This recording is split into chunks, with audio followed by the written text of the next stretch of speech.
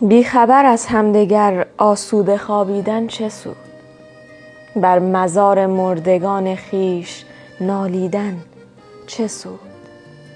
زنده را تا زنده است باید به فریادش رسید، ورنه بر سنگ مزارش آب پاشیدن چه سود؟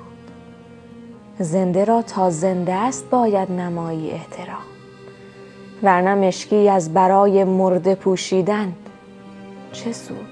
یک شبی را از وفا با زنده‌ای غمخوار باش، ورنه بر سنگ مزارش تاج گل چیدن چه سود؟ تا زمانی زنده ایم با یکدیگر بیگانه ایم، در عزاها روی همدیگر ببوسیدن چه سود؟ گر ملاقاتش نرفتی خانه اش تا زنده بود، خانه صاحب عزا تا صبح